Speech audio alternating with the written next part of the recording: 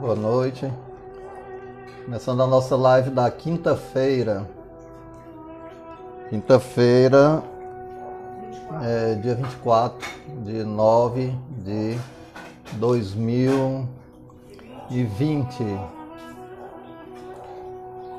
Nossa proposta de deixar gravado via Facebook as nossas ideias, pensamentos, reflexões, onde procuramos um Deus racional, não é um Deus mais condizente com a nossa necessidade intrínseca de evoluir espiritualmente, evoluir através do sentimento cristão, levado à condição de raciocinar, não é?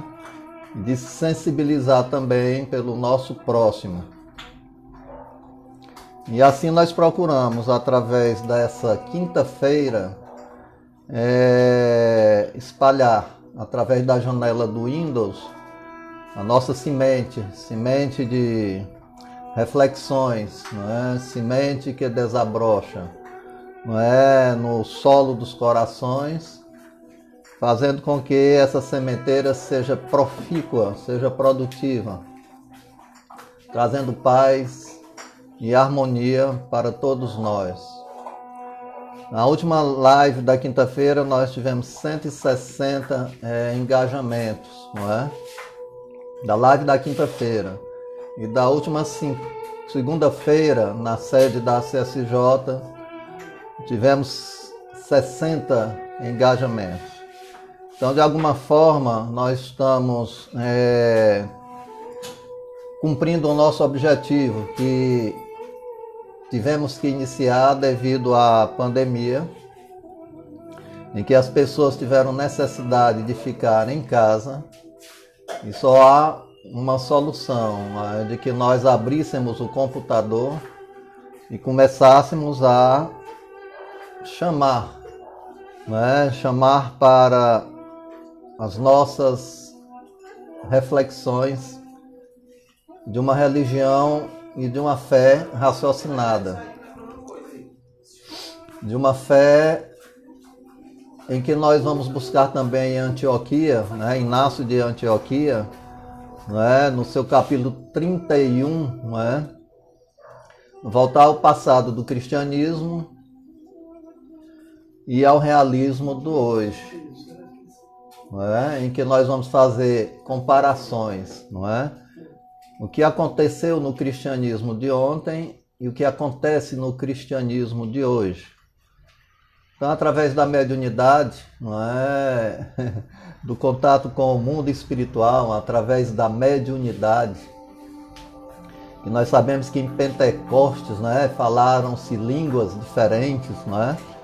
Onde os espíritos, né, através de incorporações, davam notícias em todas as formas, morfologias, né, em todas as formas de falar, né, em todas as línguas de todas as nações. Então a mediunidade já vem, né, não só do cristianismo, do passado, do início do cristianismo, mas já vem das escolas iniciáticas do Egito, da Índia, da Babilônia, não é? Então, até mesmo os selvagens, os índios sabem, não é, da participação dos espíritos na vida dos espíritos encarnados, que somos todos nós. E Jesus, quando recebeu, repetindo, né, a presença daquele espírito da paloma branca no batizado de João Batista, aquela paloma branca representava a comunicação com o mundo espiritual. Era a luz do Cristo, né? Do corpo espiritual de Jesus, que vinha na forma de um pássaro branco, para dizer que vinha pela paz, que vinha pela harmonia, que vinha pelo amor ao próximo, que vinha por uma humanidade redimida, uma humanidade liberta do seu egocentrismo, né? Das grades da escravidão, do egoísmo, e que nós deveríamos assim aprender a repartir o pão, não é? E nós estamos aqui exatamente aprendendo a repartir o pão, não é? O pão da meditação, não fica só no pão da meditação, não é? Mas principalmente no pão da ação. Nós não podemos pregar uma religião que não procura o próximo, uma religião que não se aproxima dos infelizes, uma religião que não se aproxima dos enfermos, não é? Nós não podemos buscar no cristianismo uma religião em que nós ficamos como os fariseus, não é? Na nossa hipocrisia, não é? Numa hipocrisia sem fim, onde só rezamos, nos persignamos e abandonamos o nosso próximo à penúria, à dor, não é? Onde nós falseamos o princípio da verdadeira religião, que é a prática da religiosidade, e a caridade entra aí como o laurel, a luz maior, não é? A luz deve ser colocada acima do candeeiro e não abaixo do pardieiro, para que todos possam ver e enxergar a luz. E isso está aqui também para todos nós, através dessa live. Recebemos uma ligação hoje de uma senhora evangélica e disse que gostaria de ler um trecho bíblico para mim, não é? Eu disse, olha, a Bíblia quer dizer uma coisa só do começo ao fim. Ama, não é? Ama o teu próximo como a ti mesmo. É muito fácil. É facílimo resumir a Bíblia no amor, não é? E não há amor sem o pedaço de pão, não é? Nós não podemos evoluir espiritualmente, moralmente, abandonando a miséria, né, nos bolsões das feridas, dos cangros sociais, não é? Aqueles que são esquecidos por aqueles mais aquinhoados de bens materiais e que apenas acumulam, juntam bens na terra e depois têm que partir ao que eles chamam de morte, né? Realmente é uma grande morte para aqueles que vão deixar seus bens, é como se tudo tivesse acabado, morreu mesmo. Mas aqueles que aprenderam a repartir os bens do tempo, das possibilidades, aqueles que aprenderam a repartir os bens do seu intelecto, né, os bens da sua amizade, aqueles que aprenderam a repartir um pouco do vintém, né, que guarda no bolso, com certeza absoluta, esses aí já estão começando a se promoverem como verdadeiros cristãos. Então o cristianismo se resume no trabalho de uns para com os outros. Então nós vamos relembrar que o livro de Ignácio de Antioquia, né, no seu capítulo 31, em que a preocupação maior dos cristãos daquela época é porque nas suas pregações, nas suas viagens, né, de Paulo, de João Boanerges, né, de Ignácio de Antioquia, de Apolo e tantos outros seguidores do cristianismo nascente na sua pureza, na sua fonte, era a prática soberana da solidariedade que imperava, do amor ao próximo, não é? E nessa preocupação, não é, a época, não é, ano 65 da nossa era, né, ou 57, começando do ano 57, que recrudesceu a perseguição aos primeiros cristãos, né, havia uma grande preocupação de João Boanerges, né, de um lado o formalismo do ritual farisaico, né, sufocava a liberdade do evangelho de Jesus no seio dos irmãos hebreus, né, do formalismo hebraico, né? E nós vemos hoje na nossa religião cristã de hoje que ela é muito formal, toda ritualística, né, do cristianismo de hoje foi herdada do farisaísmo, não é? À época dos princípios dos embates cristãos, buscando sobreviver, né, à sufocação daqueles que desejavam que o cristianismo fosse confundido também com o farisaísmo, né, e de outro lado a superficialidade dos cultos pagãos. começava a introduzir novidades estranhas à pureza original dos ensinamentos do Cristo junto às coletividades dos gentios, né? De todas as gentes, não é? Então nós guardamos aí no cristianismo ainda hoje esse formalismo, né? Vemos aí o politeísmo preservado no cristianismo, não é? E por outro lado, rituais, né? Rituais que desfocam o sentido maior do ser cristão, que é aproximar dos que mais sofrem, né? Que é estender a mão dos tristes, dos que estão depressivos, né? Daqueles que perderam a esperança e daqueles que fome passam todos os dias. Não só fome do estômago, mas fome da verdadeira amizade, né? Fome da verdadeira compreensão do que vem a ser cristão. E vemos com isso que a raiz do cristianismo era uma só. E nós, através do telefone hoje, falando com a pessoa evangélica que nós não conhecemos, eles ligam aleatoriamente, não é? Nós lembramos que os recursos que entram pelas portas das religiões devem ser repartidos com os necessitados. E que Jesus não recebia salário para dividir com seus apóstolos, não é? Tudo que eles recebiam, utilizavam na medida da necessidade urgente do alimento, e o que sobrasse era repartido com todos os necessitados, e muitas vezes até passavam necessidade de ver a penúria em suas voltas e comerem, saborearem uma coda de pão ou algum pouco de mel para sobreviver e não deixar sofrer aqueles que os circundavam em Cafarnaum, à beira do lago de Genezaré.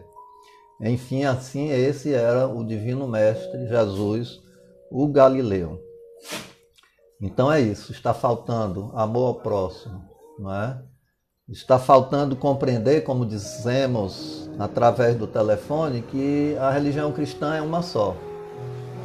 E ela tem que se ressignificar, não é?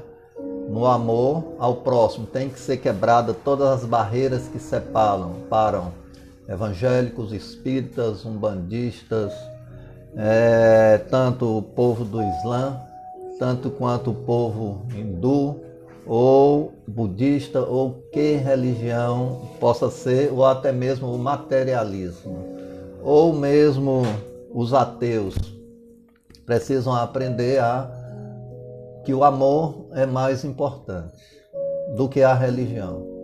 Então Jesus, como não tinha nenhuma religião, ele apenas amava a Deus sobre todas as coisas e ao próximo como a si mesmo, e foi exatamente assassinado pelos religiosos, que ainda hoje assassinam, não é, as suas ideias, não é, as suas ideias libertárias, não é, e subdividiram o cristianismo em políticas religiosas, onde cada uma quer ter a primazia da salvação e a condenação a todos os outros que não creem segundo sua cartilha.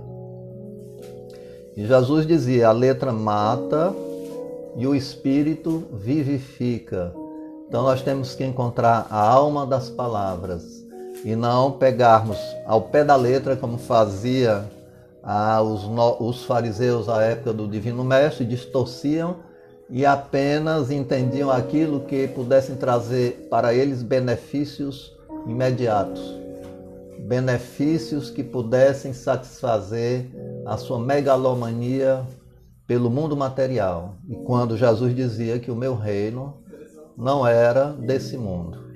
Paulo era tecelão e aonde chegava, procurava lá um lugar para trabalhar para não ser pesado a ninguém. Não é? Pedro era pescador, pescava peixes e ainda repartia, não é, com necessitados. E assim, infelizmente, nós vivemos hoje uma religião em que muitos vivem da religião, em que a religião passou a tornar-se um meio de vida para se vender os ofícios religiosos.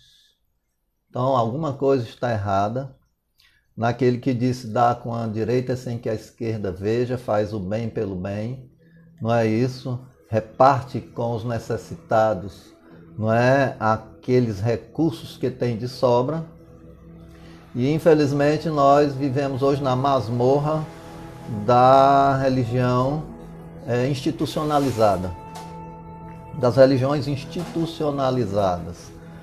Não é? Elas são formadas para amealhar bens na terra e ainda não compreenderam que esses bens que a religião amealha é para ser automaticamente repartido para com os necessitados, principalmente com os pobres. Não é? Não se evolui moralmente sem antes aprender a dar o pedaço de pão. Se evoluir moralmente, perdoar e amar os inimigos, é bem difícil, não é? É bem mais difícil, a gente deveria começar pelo mais fácil. Colocando a mão no bolso, não é? E algumas moedas e depois aumentando um pouquinho para 1 quilo de feijão ou quem sabe uma cesta básica para alguém. E aí, como religiosos, nós estaríamos acabando com a fome no planeta Terra, não é? Uma fome no planeta Terra. Então nós precisamos urgentemente melhorar a condição dos nossos pensamentos religiosos, não é? Então a religião é uma só: amar a Deus sobre todas as coisas e ao próximo como a si mesmo.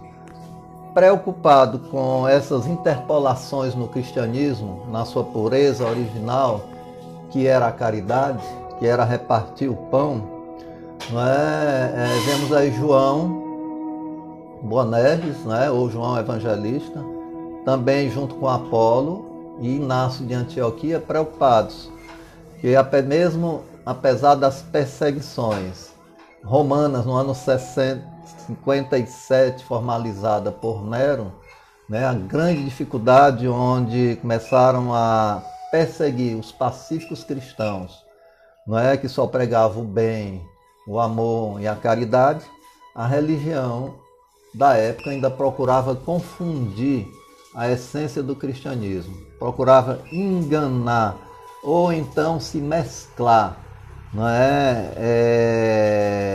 Na condição de formalizar rituais, não é, que descaracterizassem a realidade do trabalho, da ação cristã a benefício dos que sofrem. Aqui Jesus fazia isso cotidianamente, não é? Quando ele passou aos 3 anos de sua missão mais enfática de buscar os necessitados, de defender a mulher prostituída que iria ser apedrejada, de libertá-la do jugo masculino, perguntando: atire a primeira pedra. Aquele que estiver sem erro começou a escrever no chão. Envergonhados, cada um foi saindo por sua vez e aquela mulher ficou ali. E, portanto, ele disse: se não te condenaram, nem eu também te condeno, não é? Porque a consciência pesada e acusatória, não é? Porque não existe a mulher que se prostitui sem o homem que paga a prostituição. Então a prostituição, ela é comum de 2 gêneros, não é? Entre aspas, né? Aquele que paga e aquela que se vende, né? Ou vice-versa, né? Se assim o for, não é? Então, nessa preocupação, não é, João Boanerges, Apolo, não é, e Inácio de Antioquia estavam preocupados quando de repente, não é, eles olham para um lado, veio uma luz intensa, se acendeu, a que todos 3 viram ao mesmo tempo, e semi-materializou-se o espírito de Tiago, filho de Zebedeu, né, irmão de João. E vinha com pergaminho nas mãos, não é? E esse pergaminho vinha escrito Didaquê, né? Didaquê, que significa o quê? Didático, que se utilizasse uma didática de modo que o cristianismo não perdesse a sua cristalinidade, né? A sua luz, a sua intensidade, que era promover na terra o bem. principalmente vencendo, né, os sectarismos, né, hoje religioso, né, que nós lutamos muito contra o sectarismo religioso. As religiões têm que caminhar de mãos dadas, né, e nesse Didaquê os apóstolos se reuniram naquela época, junto aos trabalhadores que vinham do Egito, né, do Egito, da Síria, enfim, da Galileia, enfim, de todas as, de Roma, né, onde já estavam já pregando, né, o cristianismo em Roma, né, apesar da perseguição, apesar dos circos máximos estarem cobrando a vida, apesar dos cristãos estarem sendo presos, não é?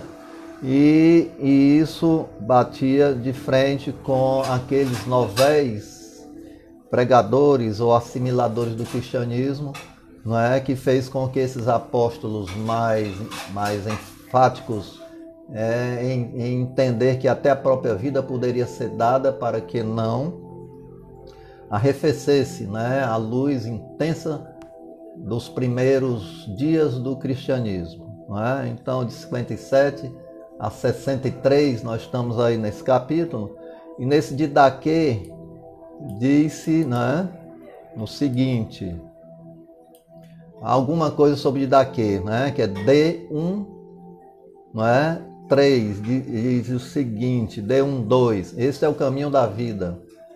Primeiro, ama a Deus que o criou, não é? Segundo, ama a teu próximo como a ti mesmo. Não faças ao outro aquilo que tu não queres que façam a ti, né? Didaquê 1, 2, né? Depois vem Didaquê 1, 3. Este é o ensinamento derivado dessas palavras. Bendizes aqueles que te amaldiçoam. Reze por teus inimigos. E jejues por aqueles que te amaldiçoem. Ora, se tu amas aqueles que te amam, que graça tu mereces? Os pagãos também não fazem o mesmo, não é? Quanto a ti, ama aqueles que te odeiam, e assim tu não terás inimigo algum. Né? É o Didaquê, né? O didático 1, 3. Né? Então isso é um documento do cristianismo, pouco conhecido, pouco buscado, não é isso, em que os apóstolos, vendo que o cristianismo ia sair da sua origem primeira, né, da solidariedade, da caridade, do amor ao próximo, do amor ao semelhante, infelizmente, nós hoje vivemos essa Torre de Babel. Torre de Babel, cada religião querendo o poder sobre as outras. Cada religião cristã, né? Porque o cristianismo se subdividiu em muitas religiões, em muitos ramos, em muitos galhos, não é? E esqueceu que a seiva que alimenta todos os galhos é o amor, não é? O amor pregado pelo Divino Mestre Jesus. E não há amor sem a caridade, sem a solidariedade, sem a fraternidade. Não é? Nós dizemos sempre, quando nós aprendermos a repartir o pão, quando nós aprendermos a cooperarmos uns com os outros, quando nós aprendermos a quebrar as amarras religiosas dos muros de Berlim, não é? Que cada religião cristã formou ao redor de si para a salvação própria e condenação de todos os outros da humanidade, só porque não leem na sua cartilha egoística, não é? Quando nós aprendermos a dar as mãos, a caridade será a religião melhormente seguida em todas as latitudes e longitudes do planeta. Aí haverá um só rebanho e um só pastor, não é? Então o judaísmo ainda esperava, ou não sei se ainda espera, né? Um mundo só para eles, judeus, né? Um paraíso só para eles. Devido a esse fato, não aceitaram o Divino Mestre Jesus, porque esperavam um Deus guerreiro, que fosse tomar todo o planeta por meio de armas, por meio de espadas, e dessem a eles pronto não é, nem que para isso ser conseguido tivesse que ser passando por cima, não é, do sangue dos seus irmãos, nem que fosse através de guerras fratricidas promovidas pela religião.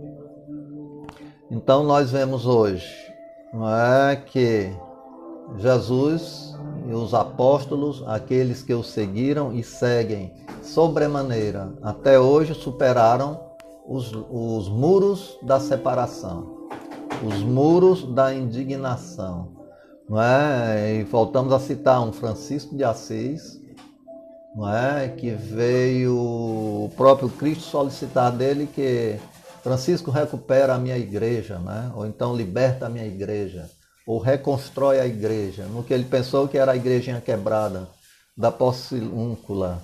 Reconquistar a igreja seria ensiná-la a prática da caridade como religião maior. Não o dogma de fora da igreja não há salvação. Né? Quando nós dizemos que fora da igreja não há salvação, estão condenados ao inferno todos aqueles que não são católicos. Não é isso? E hoje nós vemos a doutrina espírita ensinando a raciocinar a religião e procurando trazer-nos para o lado do exercício da religiosidade, que é maior do que a religião, ensinando que fora da caridade não há salvação. E era o que Jesus tentava demonstrar, que fora da caridade não haveria salvação. Por quê? Quando a doutrina espírita propala que fora da caridade não há salvação, a salvação é para todos, católicos que fazem a caridade, evangélicos que fazem a caridade, ateus que fazem a caridade, hindus que fazem a caridade, enfim, nós só podemos chegar a um ponto de que a caridade é a religião verdadeira, né? De que a caridade é o resgate do cristianismo nascente. Não é? Os apóstolos dividiam tudo o que tinham, não é? Aqueles que tinham recursos materiais, quando se tornavam cristãos, começavam já a entender de que tinha que ser repartido para com os necessitados, e assim o faziam, né? Procuravam um reino onde os ladrões não roubam e as traças não corroem, que está no recesso dos corações. E nós precisamos urgentemente, né, promover essa religião, que é a da caridade. Caridade é repartir tempo, que é uma caridade repartir o seu tempo, escutar aqueles que estão em desespero.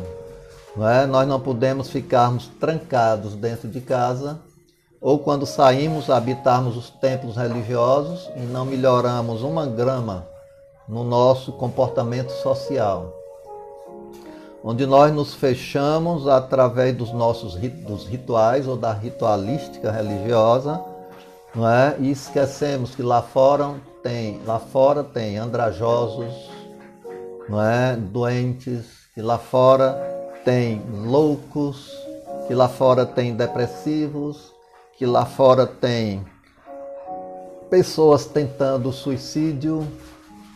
E isso mais agora do que nunca, né? Nós estamos vendo notícias uma após outra, né, de pessoas tentando suicídio, como se fosse encontrar uma solução, quando vão encontrar é uma complicação maior, porque não encontrarão a morte, né, e aí irão sofrer, não é, o estado de vibração em que se colocaram, muito de uma energia muito pesada, cujos elétrons em torno do núcleo atômico dos seus corpos espirituais, ativados pela sua mente, pela sua depressão, pela sua fuga ou pelo seu egoísmo, não é?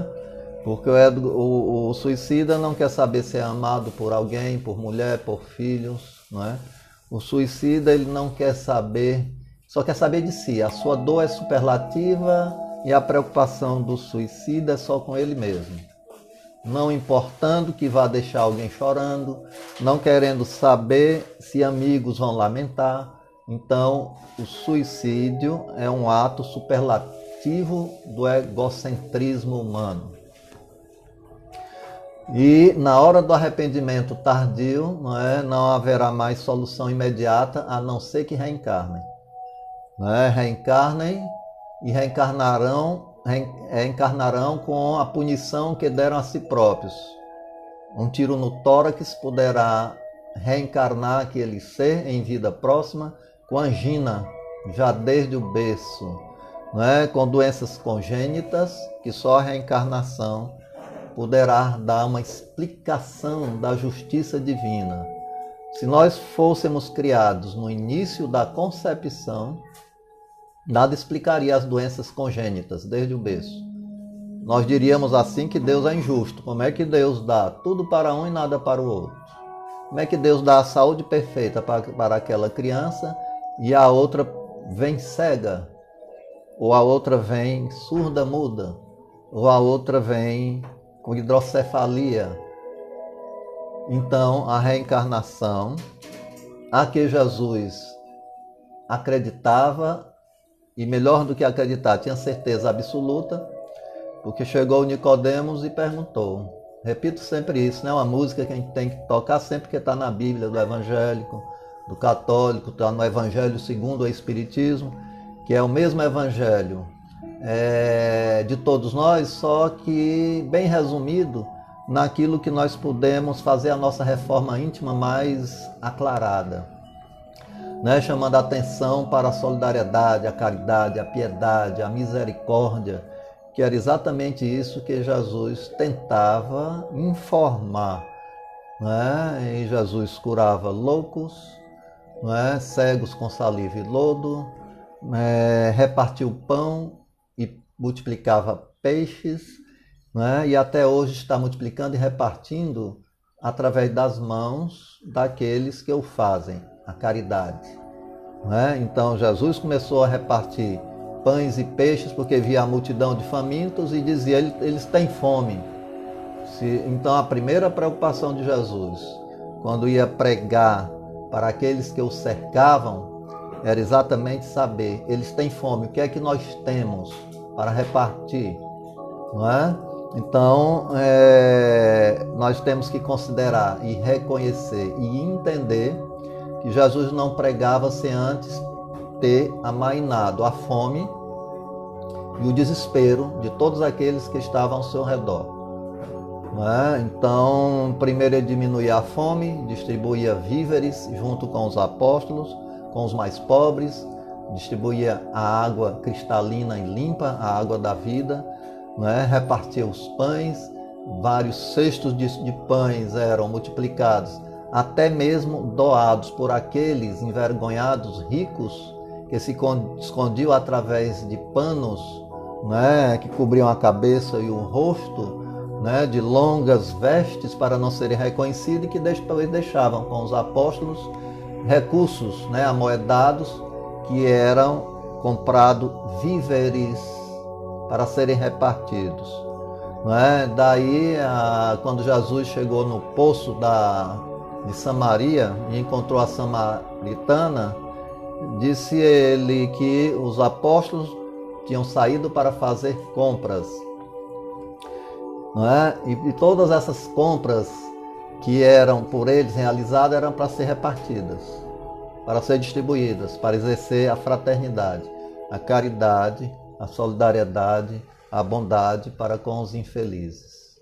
Daí ele chegar para a samaritana no poço de Jacó, e pediu água. Se ela lhe desse água, ele daria à samaritana água para a vida eterna. Não é isso? E esta água que nós estamos sorvendo hoje aqui, desse poço de compreensão, deste poço de meditação, desta água cristalina, através da internet, onde nós estamos em casa, mas todos sentados na mesma sala, e tentando chegar ao mesmo ponto de compreensão, ao mesmo elo de ligação, a fim de que nós possamos sair do nosso marasmo milenar, e realizarmos a prática da solidariedade. Costumo dizer que na CSJ nós temos 150 familiares.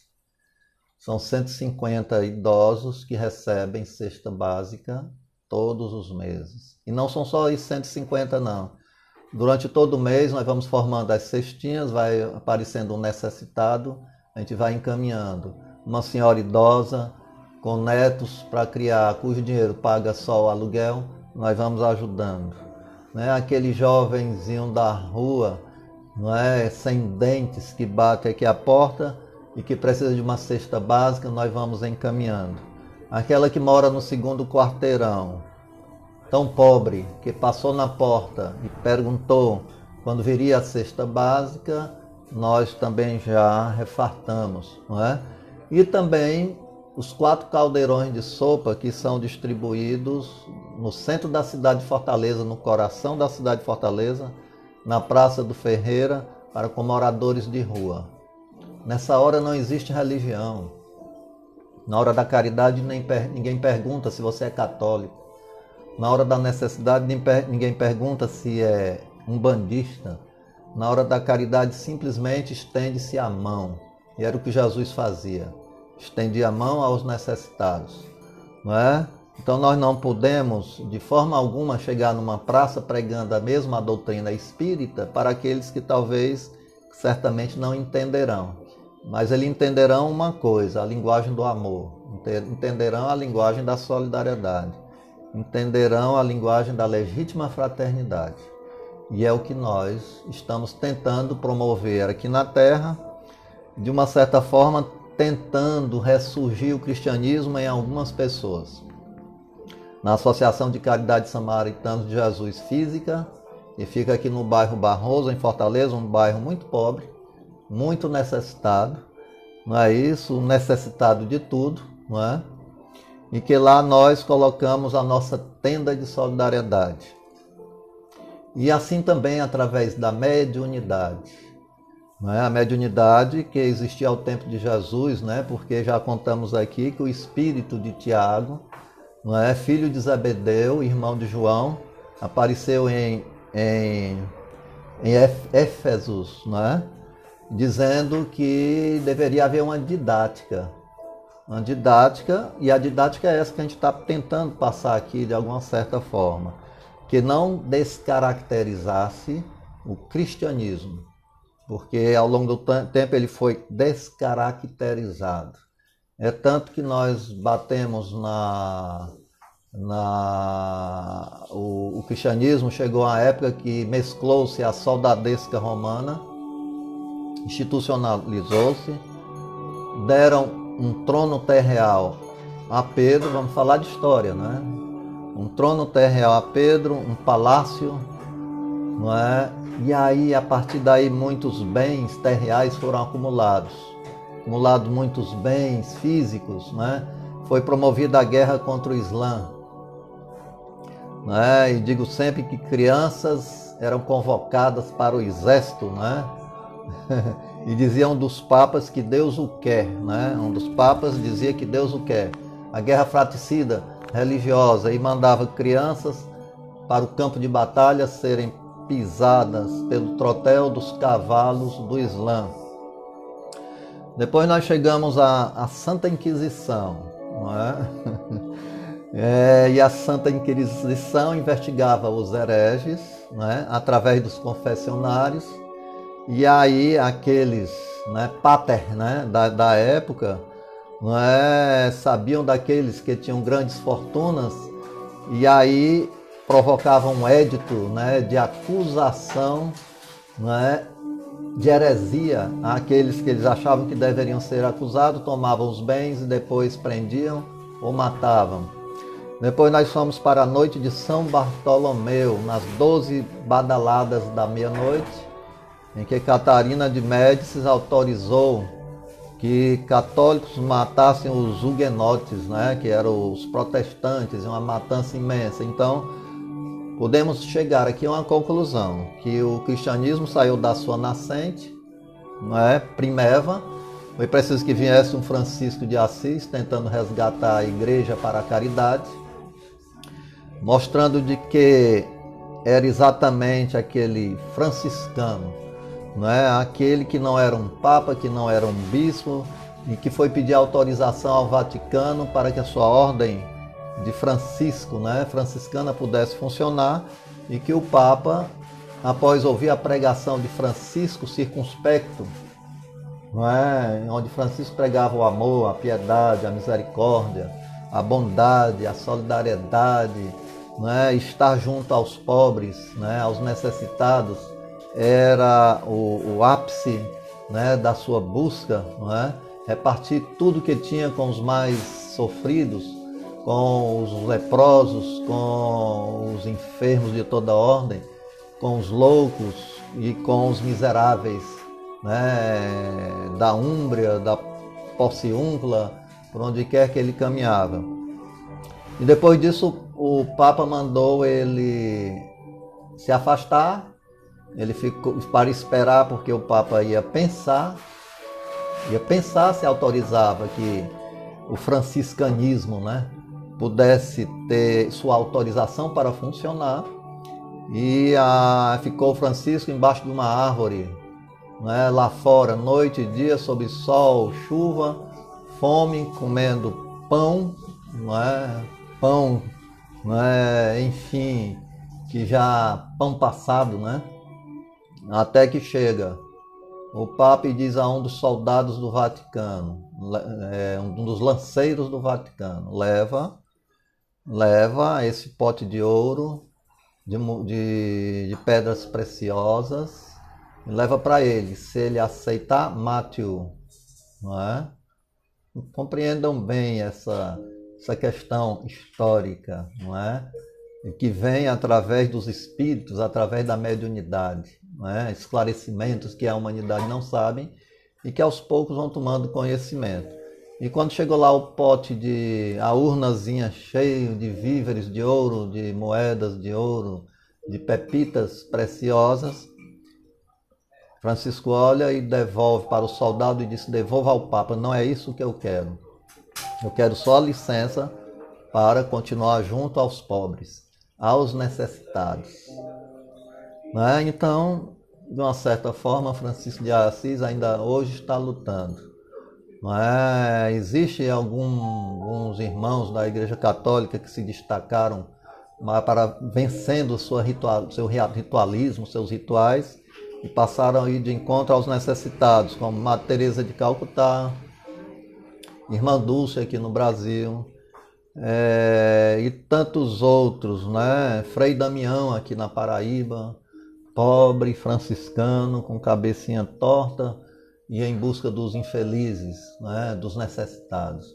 Então, essa igreja que tem que ser modificada é a humanidade inteira.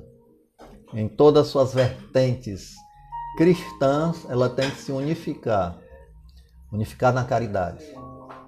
Então, a doutrina espírita, ela não veio ser melhor que nenhuma religião, ela veio tornar mais responsável os espíritas que devem tentar ser cristãos, não é? Promovendo a solidariedade, a caridade, em busca dos necessitados, repartindo o pão de cada dia para com aqueles que nada têm. Então, assim nós temos tentado vivenciar segundo nossas forças, não é? Então, a Associação de Caridade Samaritanos de Jesus somos todos nós aqui em Fortaleza e vocês aí. Pode ser em São Paulo, pode ser no Rio de Janeiro, pode ser na Amazônia, pode ser no Espírito Santo, né? Enfim, a qualquer lugar desse país que chegar uma centelha de luz em que possa nos libertar do nosso farisaísmo milenar, das nossas inanições, da nossa inoperância cristã, quando nós passarmos a atender ao chamado real do cristianismo, nós entenderemos aqui, não é, o que João Boanerges, Apolo, não é, Ignácio de Antioquia e o espírito de Tiago ao apresentar-se a eles, semi-materializado, porque os três viram, né? Então nós temos aí uma sessão, né? Uma sessão espírita, né? No ano 57, entre o ano 57 e 63, né? Da nossa era, né? Vemos também na vidência um Paulo de Tarso recebendo a vidência de um espírito da Macedônia, caracterizado com as vestimentas de macedônio, pedindo: Paulo, faz uma visita na Macedônia, nós também precisamos que vocês nos iluminem a caminhada, em toda a Macedônia, em que ele depois, conversando com Lucas, os dois decidiram ir à Macedônia e a tantos outros locais, caminhando a cavalo, a pé, subindo montanhas, em armadilhas do caminho, muitas vezes apanhando, não só sendo feridos, como a chuva, o trovão, o raio, dormindo debaixo das árvores e assim atravessando florestas, como da Panfilha, e tantos outros locais, chegando mesmo até a Espanha. Nós devemos aos primeiros cristãos o esforço do que hoje nós estamos tentando transmitir através da internet, que é a ação operosa, buscando os que sofrem, é o cristianismo cristalino, transformando-se em água da vida. Exatamente essa água que Jesus prometeu à samaritana, E que depois ela disse que ia chamar o marido, para receber essa água também, E Jesus disse: que marido, que você já teve 5 esposos e o que está aí contigo não é teu marido, E ela admirou-se porque ali ele estava profetizando, E admirou-se mais ainda porque ele era um judeu falando com uma samaritana, cujos judeus não falavam com os samaritanos, e Jesus quebrou essa barreira, de preconceituosa, de raça, do judeu para os samaritanos. Os samaritanos muito humildes estavam dispostos sim a falar com os judeus, e Jesus eram judeus, mas os doutores da lei, os do templo, jamais conversavam com os samaritanos, arrodeavam pela Samaria, mas não entravam pelas cidades dos samaritanos para não se encontrar com os samaritanos. E quando viam os samaritanos, diziam raca, cuspia-se de lado. Então nós estamos aqui nesta quinta-feira, E agora vamos fazer uma prece agradecendo a Deus esses 49 minutos, pedindo a Deus pelos nossos amigos e principalmente pelos nossos inimigos, orar pelos inimigos já é uma forma de amar os inimigos, não é isso? Pedir a Deus que a divina luz do Cristo possa irradiar sobre a mente de todos aqueles que não desejam a nossa amizade, não é isso? Mas que o problema é exatamente daqueles que guardam ódio, e não seu, e não meu, e não daqueles que perdoam todos os dias. Nós podemos perdoar todos os dias. No recesso do lar, como é que você vai recomeçar o dia de amanhã se você não perdoou hoje? Não é isso? Como é que o dia de amanhã você já vai começar na escuridão, apesar do sol? Então, através de uma prece, à noite, antes de dormir, obrigado, meu Deus, pelo meu dia, pelas minhas horas, pelos meus segundos. Permita-nos no dia de amanhã receber um sol verdadeiro, para que não amanheçamos na sombra do dia anterior, quando nós não nos comportamos como deveríamos nos comportar, pacientes, calmos, serenos, tranquilos, utilizando muitas vezes a voz do silêncio para falar mais alto, para que nós não estraguemos o dia nosso e daqueles que estão ao nosso redor. Então isso é tentar o exercício do cristianismo. O exercício do cristianismo pode ser efetivado por espíritas, católicos, evangélicos, ateus.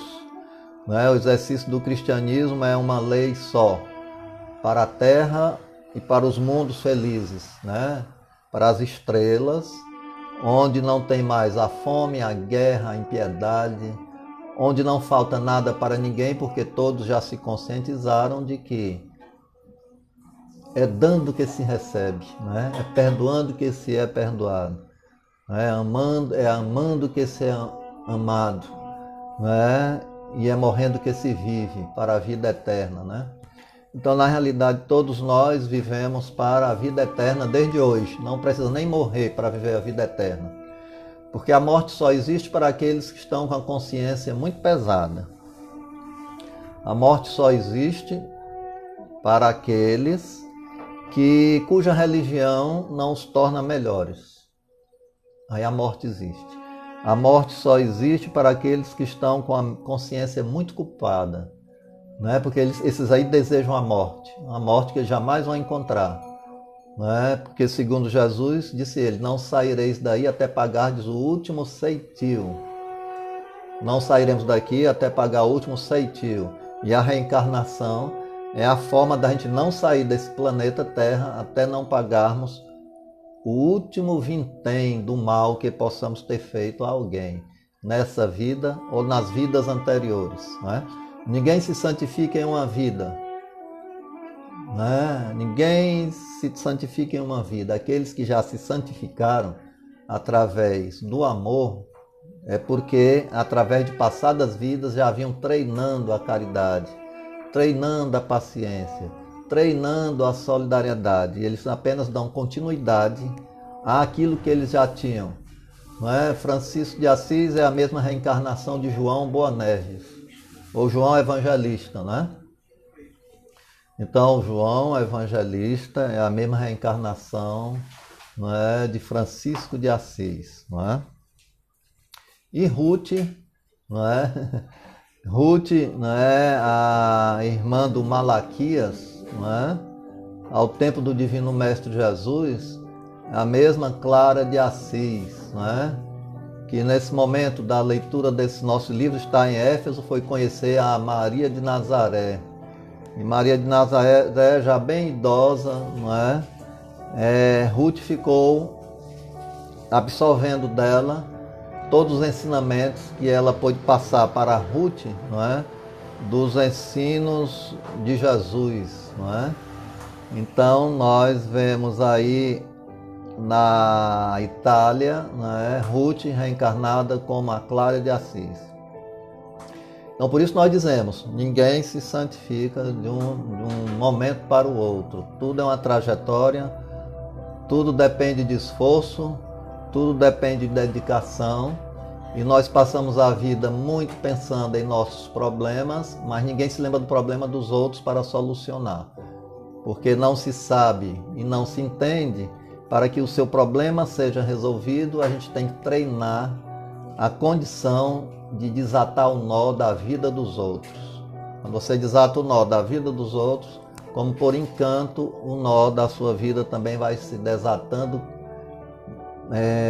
naturalmente, sem nenhum esforço, porque a vida protege aquele que se dedica a proteger os outros. Né? Então essa proteção é mais no reino interior de cada um. Essa proteção tinham aqueles primeiros apóstolos que se deixaram crucificar como Pedro de cabeça para baixo. Não é isso? É porque não admitia que pudesse ser crucificado como Jesus de cabeça para cima, então ele preferia ser crucificado de cabeça para baixo, não é? Para enaltecer aquele que é caminho, verdade e vida, não é? Vamos pedir aqui por Regina, né, fazer a nossa prece final. Regina Cláudia Marcos Batista. Regina Cláudia Marcos Batista, pedir a estrela do Oriente, né, que se multiplique-se de vida, essa estrela de luz, formada pela falange dos espíritos do Oriente, né, que possa se aliar aos espíritos do mundo do Ocidente, fazendo só um bloco de luz capaz de neutralizar os pensamentos negativos, neutralizar os pensamentos depressivos, né? Para que haja uma oportunidade do soerguimento do eu, né? E que nossos corações em uníssono possam desprender um raio de luz em direção a essa irmã, né, irmã de humanidade, né, sabendo que ela recebe aonde quer que possa estar. Não é? Porque a linguagem que nós utilizamos é simplesmente essa, aprendendo a capacidade de amar o próximo como a nós mesmos. Né? Vamos agradecer àqueles que nós estendemos a mão ao longo dos dias passados, daqueles que estavam na porta do suicídio, né? Acamados, né? A um ponto se desvio da terra, que conseguiram retornar, como Lázaro, redivivos, né? Para reconhecer que a vida tem o seu valor. Não é? Só nós estarmos respirando, já podemos dizer que a vida tem seu grande valor. Muitos a perderam ultimamente através das doenças, ou através de vírus, não é? Ou através de um câncer, não é? Outros através de acidente. Outros perderam o corpo material, não é? Através dos crimes. Com relação aos crimes, nós sempre dizemos, temos mais pena de quem matou do que quem faleceu, não é? Através do assassinato, por exemplo. Porque quem está morrendo está livre, quem está sendo assassinado está nascendo para outra vida e não conseguiu morrer. Mas quem matou, não é? Quem feriu, esse sim está preso nas grades da consciência, não é? E que mesmo que a lei dos homens o punam, a punição é autopunição, quer dizer, a culpa. A culpa é muito grande para aquele que retira a vida de alguém. Então essa culpa, né, essa dor da culpa perseguirá essa alma, perseguirá esse espírito através de vidas sucessivas, até que entenda de que não podemos matar a vida do outro, de que também não podemos matar a nossa própria vida, não é? Porque se o espírito não morre, não é? A cada um conforme a sua semeadura, você semeia e você colhe. Semeando espinho, você colherá indubitavelmente espinhos. Não é isso? Então nós temos que semear frutos melhores, mais doces, não é? Então vamos pedir agora a Deus pelo planeta Terra inteiro, pelos nossos amigos, pelos nossos inimigos, pelos nossos pais, mães, avós, tios, primos, primas, sogros, sogras, vizinhos, não é? Vamos pedir a nuvem branca do Dr. Bezerra de Menezes, que se espalhe pelo Brasil, essa nuvem suave, essa nuvem tranquila. Vamos pedir por aqueles que descreem de si mesmos, por aqueles que acham que a vida se resume a essa vida e que por isso mesmo nada fazem pelo próximo. Ficam trancados, não é, no seu casulo, hibernando, e a vida passando, o tempo acabando, e se aproximando do além, e desejarão a morte que não existe. Não é? Porque a morte é a culpa. E quando nós nos libertamos da culpa, através do trabalho, através da abnegação, evidentemente a desencarnação será mais tranquila, mais suave, é como um pássaro que está saindo da gaiola, batendo asas no infinito, em busca da região no mundo espiritual que ele fez jus por merecer. Né? Então o céu, não é? Não existe um céu apenas, existem vários céus, não é? Cada andar está de acordo com a vibração do espírito. Os que amam mais têm direito a um lugar mais leve, os que amam menos, menos leve, como também há aqueles nos andares de baixo que através dos seus ódios intempestivos se encontram nos andares embaixo muito escuros, onde a luz do sol tem dificuldade de chegar. Não é? Então ali é onde há sombra, ranger de dente, a agressividade. Então não existe esse céu teológico, não é? Onde tem um Senhor na porta, abrindo uma porta, onde você vai entrar, não é isso? E vai passar a vida cantando adorando a Deus. Deus não precisa de bajulação. Deus não precisa que nós estejamos bajulando, Ele precisa que nós estejamos trabalhando. Precisa que nós saiamos da religião apenas utópica para a religião fazer, para a religião compreender, para a religião trabalhar, para a religião abnegar, não é? Para a religião se solidarizar. Então, que a grande luz do Cristo solar, né, mesmo sendo noite, adentre o lado de cada um, de cada uma, de todos nós. Vamos pedir a Deus pelos espíritos necessitados que revoluteiam ao redor de nós. Não são demônios, são nossos irmãos, são nossas irmãs desta e de outras vidas, não é? E que precisam de que nós o entendamos assim, como irmãos e irmãs. Nós não podemos usar o nome pejorativo de demônios, é uma palavra muito pejorativa e pesada, né? E que falta com a caridade, com a fraternidade, com respeito, né, às individualidades do além. Pode ser um avô, pode ser uma avó, pode ser um amigo, uma amiga, desta ou de outra vida. Quando os religiosos ditos cristãos chamam de demônio, é uma ofensa muito grande, não a eles, mas uma ofensa a si mesmo. É uma ofensa a esse ódio intempestivo que habita em cada um, não é? E que diminui o outro a essa condição. Não é muito triste de não reconhecer de que ali pode estar um pai, um amigo, um avô, uma avó, um irmão, uma irmã. Então que nós possamos sair dessa vibração, de chamar também de daimon, né? de essa questão do que inventaram teologicamente um diabo para que você temesse a Deus, né? Deus, a gente vai por amar a Deus e não por temor a Deus, né? Então essa questão teológica desse demônio, esses demônios são exatamente as pessoas aqui da Terra que se demonizam, né? São as pessoas aqui da Terra que não perdoaram, que escravizam consciências, as mentes, né? E que fazem sofrer, ou enfim, que acreditando no dogma do credo que o absurdum, eu acredito mesmo sabendo que é absurdo, mesmo sabendo que é absurdo acredita, e aí são fadadas ao fanatismo. As pessoas que não repensam a religião, as pessoas que não vencem, né, os dogmas anquilosantes, né?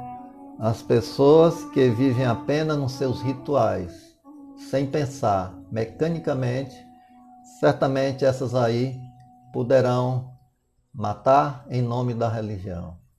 Então que nós possamos, enfim, nos libertar em nome da religião, no que Jesus prometeu: conhecereis a verdade e a verdade vos libertará.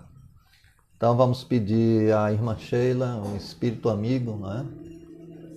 Ao Dr. Bezerra de Menezes, a Francisco de Assis, com seu cordão dourado, que seu cordão dourado possa estar ao redor das nossas casas, né? Vamos pedir a emanação da lua com seu prateado, né, a sua radiação dourada. Vamos pedir a luz do sol, onde quer que ele esteja, que ele desprenda centelhas luminosas sobre a escuridão do planeta Terra. Vamos dizer que o sol é o olho de Deus, né? Porque é o corpúsculo celeste, né?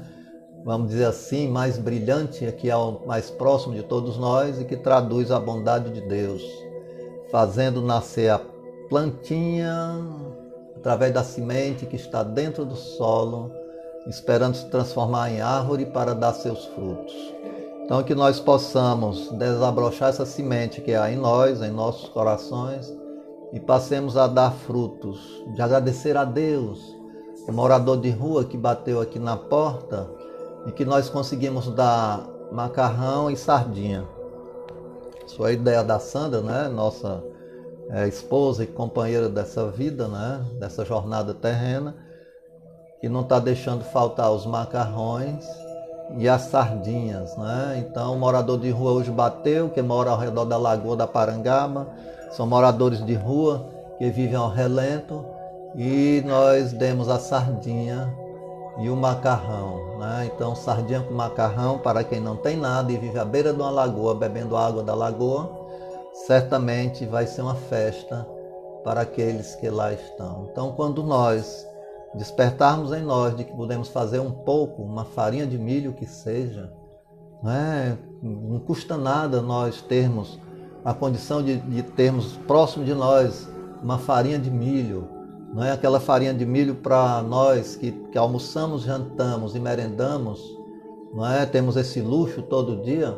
Para aquele que nada tem, a farinha de milho, não é? Será para ele a cura da dor, da fome, da doença da fome, que só o alimento cura. Então nós podemos promover essa cura ao nosso redor. Então vou fazer meu Pai Nosso, pedindo a Deus pelo planeta Terra. E João, pescador de almas, lança sua teia de luz em direção dos nossos amigos e neutralizando o pensamento dos nossos inimigos, no sentido de nos atingir. Antes que nós possamos doar para os nossos inimigos luz, que nós possamos neutralizar nesse sentido, que nós possamos desejar aos nossos inimigos a felicidade. A melhor maneira de nós neutralizarmos a perseguição dos nossos inimigos é desejar a eles o bem que talvez eles não queiram nos desejar. Então, que João, pescador de almas, lance essa teia de luz sobre aqueles que estão revoluteando em nossos pensamentos, em nossos corações. Vamos pedir a Deus por aqueles que já estão desencarnados. Cada um tem um pai, uma mãe, um amigo, uma amiga, principalmente aqueles que perderam, né, nesse ano de 2020, né, os seus entes queridos, que não são demônios porque desencarnaram. São os nossos diletos amigos e parentes dessa vida ou de outras vidas que se buscaram nessa vida se aproximar através do berço da reencarnação, e mais adiante todos nós nos encontraremos no plano da verdade, vencendo a nossa ignorância, né? Vencendo a escuridão, vencendo a noite das ilusões, e assim pedindo a Deus paz e luz para o planeta Terra, né? Ave Maria, cheia de graça, o Senhor é convosco.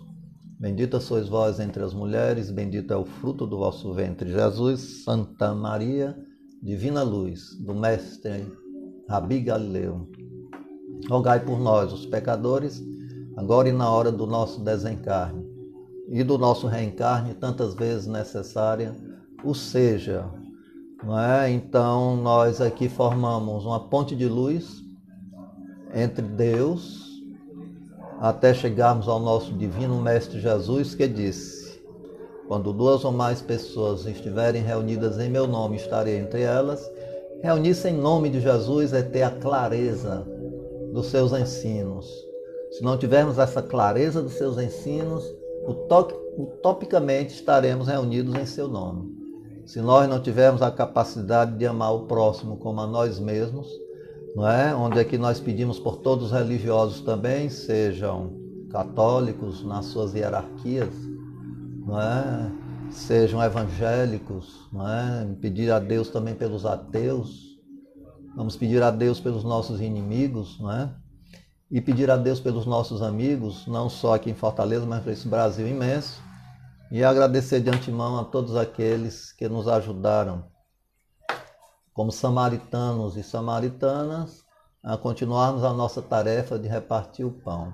Então vou fazer o Pai Nosso, não é? Pai Nosso que estais em toda parte, santificado seja o teu nome, venha a nós o reino de tua luz, seja feita a tua vontade, assim na terra, como nos mundos visíveis e invisíveis. O pão nosso de cada dia, principalmente o pão do Espírito, mais que do corpo, dai-nos hoje e sempre.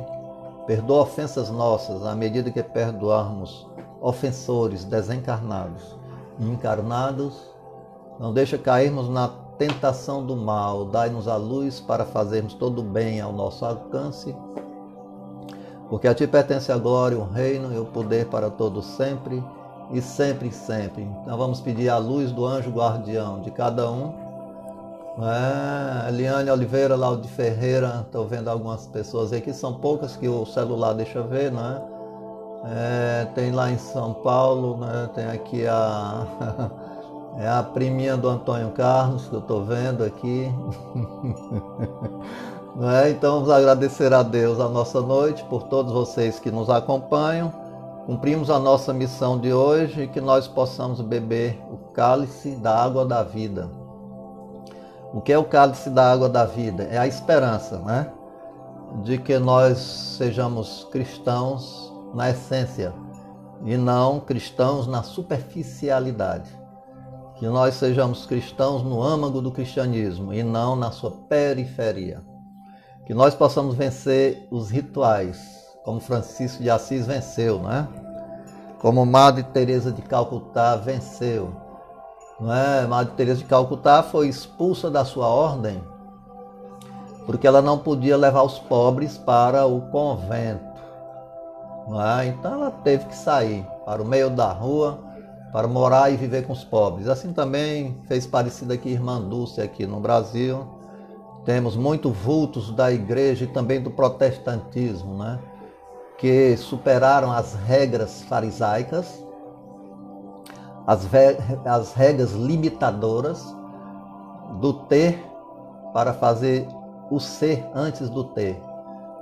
Então, muitos, mesmo na igreja, na doutrina dos espíritos ou dos espíritas, né? Maior responsabilidade do espírita é a prática da caridade, porque ele tem um cabedal maior de saber de onde vem, por que está aqui e para onde vai. E, segundo Jesus, há muitas moradas na casa do Pai. E a Terra é um mundo ainda hospital. A Terra pode ser considerada ainda um mundo prisão, onde nós vamos acordando aos poucos da doença letárgica de não saber, de não conhecer ainda a verdade. Mas essas doses de verdade que nós já vamos assimilando nesses momentos de reflexões maiores poderão nos libertar da religião apenas ritualística ou apenas da religião que decora os textos bíblicos para aprender a socorrermos uns aos outros, independente de partido político religioso. Então, permita Deus que a grande luz recaia sobre o planeta Terra, sobre o Brasil, a América do Sul, a América Central, sobre a Europa, sobre a Ásia, a Oceania, sobre a América do Norte, até que um dia o planeta Terra acabe com as guerras, com a fome, e que se nós nos dizemos cristãos, estamos encarregados de acabar com a fome e com a guerra.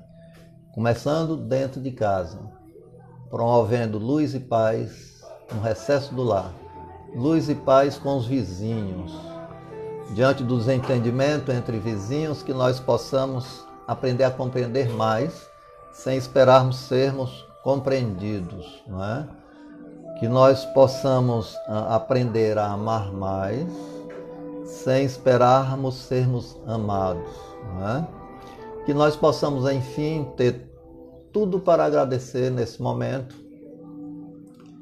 nada para pedir, Porque quem agradece tem tudo. Quem não agradece sofre de tudo.